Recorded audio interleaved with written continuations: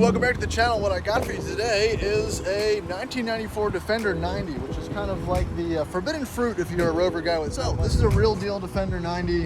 I don't really know a whole lot about it. Came in on a trailer, doesn't run. It's number 1912 for you nerds out there that know what that means as far as the build for the Defenders. So I'm not going to go into the history of, you know, where they came from, the lineage and all that, because I don't really find that so interesting. There's plenty of other videos. I just kind of want to focus on this particular video and just an overview of maybe what to look for if you're buying one.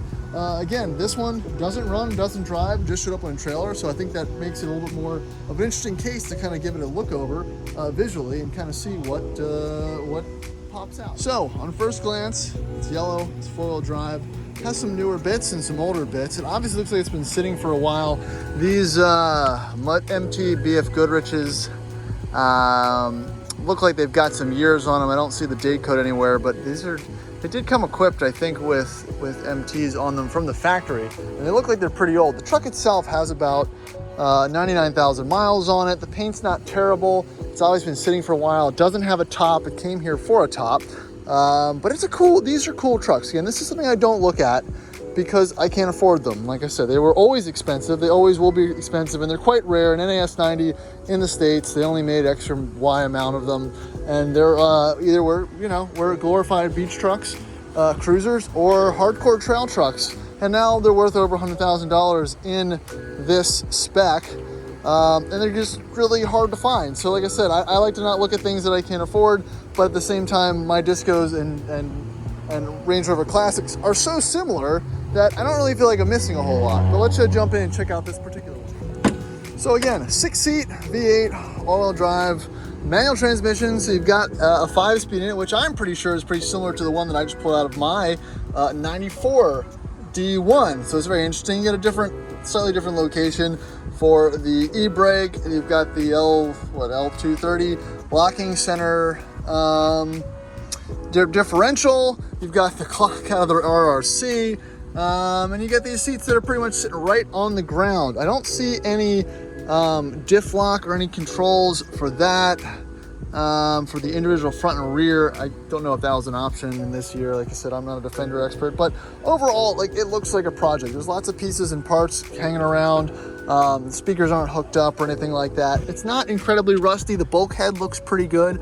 Again, I don't know all the exact things to look for a Defender specifically, but I'm gonna go over the Rover things that I know from other Rovers might be an issue.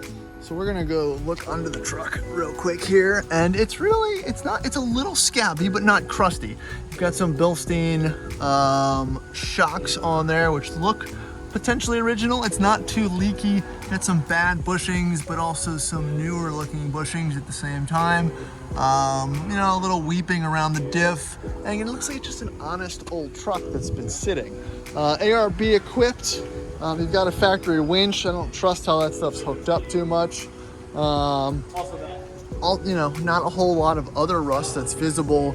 Both of the floor panels or your footwells on either side look good, so that's a good thing.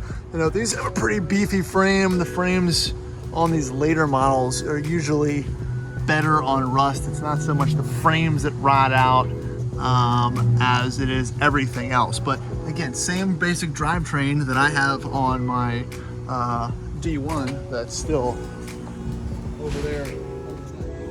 So underside looks okay.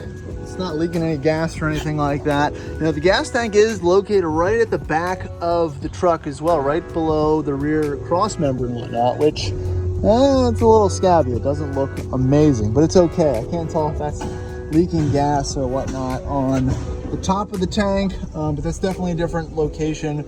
Again, it's less overhangs, there's less frame back there, so it just looks a little bit different than a normal Discovery or Range Rover Classic, but everything else pretty much looks the same. Moving around to the rest of the back of it, again, the body back here, not super rusty or anything like that. Usually they like to get a lot of condensation, but some crust around the taillights and whatnot. But 6-seater, 4 seats in the back, that looks cool. I'm not gonna pull up, it's not my truck, I'm not gonna pull up the floorboards or anything like that, but it all seems to be in relatively good condition. And I say good condition in comparison to my trucks, not to other pristine $100,000 Rovers. All right, pop open the power barn here, and let's look at a very familiar sight. This is just a Rover 3.9, again, like in my Classic and my Discovery 1. You know, everything is mostly in the same place, minus the AC compressor, which it does not have. It's not an AC equipped truck, it looks like, and the air intake, which is located in the back. This truck does have, yeah, it does have some electric fans, which is good, but you know, I'm assuming that is put back there for water fording and all that fun stuff, which is cool, but I'm sure it doesn't help long term for engine heat, for temperature modulation and whatnot. But yeah, just a basic 3.9, it looks okay. I personally am a huge fan of the 3.9 over 4 liter, 4.2, 4.6, simple, just enough power and enough reliability and simplicity to keep yourself going. But everything here looks pretty honest as far as I can tell.